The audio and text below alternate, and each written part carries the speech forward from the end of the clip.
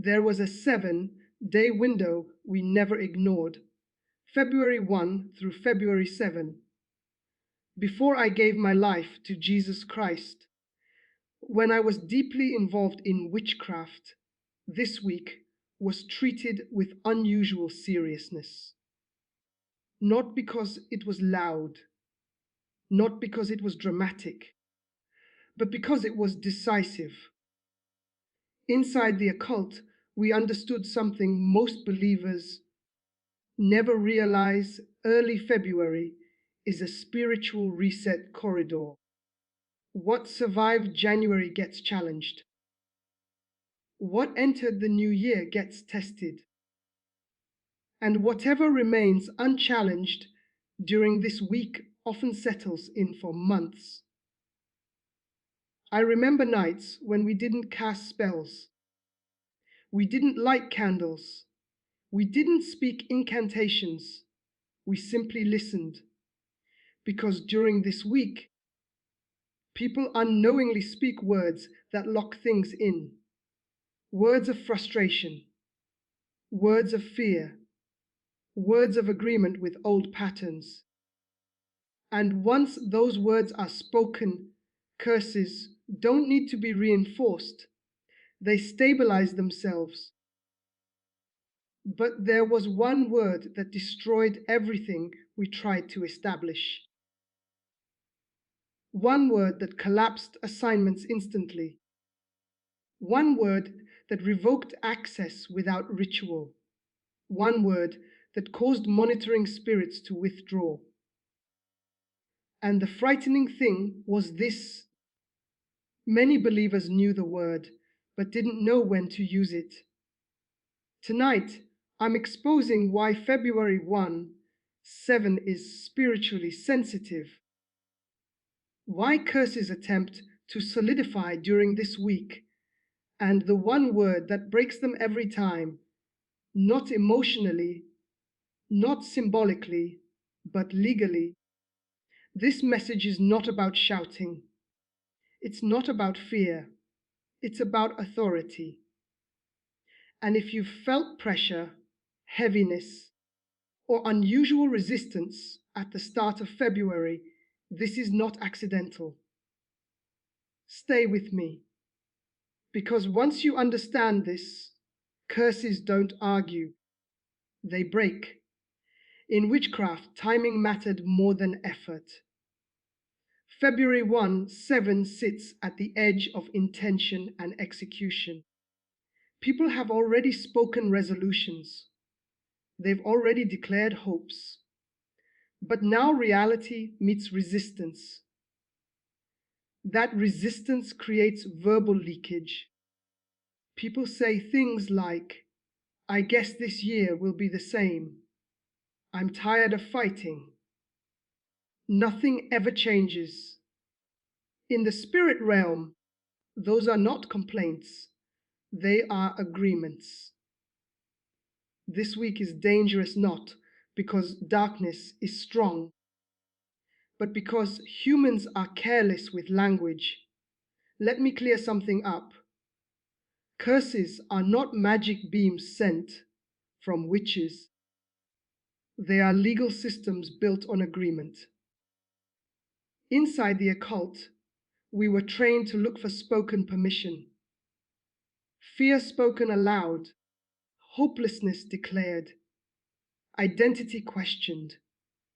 Once agreement existed, enforcement was easy. But when agreement was revoked, everything collapsed. That's why the word I'm about to share terrified us.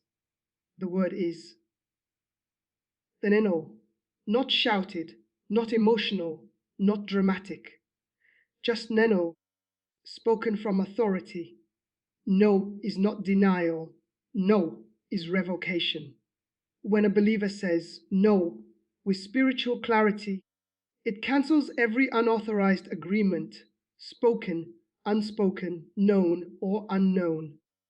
In witchcraft, no, spoken from alignment, was more powerful than hours of prayer spoken from fear, because no establishes boundaries. We feared this word because it required no ritual. When someone said, "No, I reject this," "No, this does not belong to me," "No, I do not accept this cycle," legal ground vanished.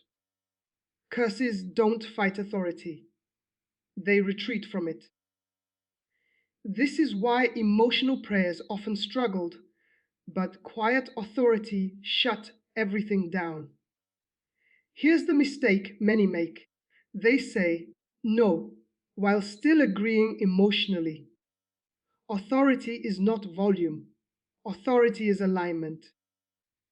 If your mouth says no but your heart rehearses fear, the door remains cracked. But when no is spoken from surrender to Christ, it becomes firm during this week. No must be paired with identity. For example, no, I reject this delay in Jesus' name. No, I will not carry this fear. No, this cycle ends with me. Short, calm, clear. Darkness recognizes authority instantly. February fun. 7 exposes unresolved agreements. If resistance increases, it's not failure, it's exposure.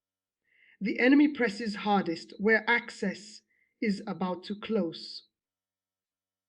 This is why many believers feel sudden pressure during this week. Not because they're weak, but because something is being challenged. Here's what we observed consistently. A mental clarity returned, the emotional pressure lifted, the dreams calmed, the delays loosened, atmospheres shifted, not gradually, immediately, because access was revoked. Silence is not neutrality in the spirit realm. Silence is often interpreted as consent. This is why you must speak deliberately during February 1/7.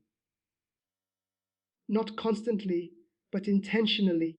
One clear is stronger than 1,000 anxious words. No only carries ultimate authority under Christ, because he already said, "It is finished." When you speak no from his authority, you are enforcing a finished work, not creating a new battle. This is why darkness retreats. Let me end with this. February 1/7 does not control your destiny, but agreement determines influence. If something has followed you year after year, this is your moment to revoke it. Speak no, calmly, clearly, and without fear, because when authority speaks, curses don't negotiate, they break. If this message helped you, share it before February 7 ends. Someone else's freedom may depend on it.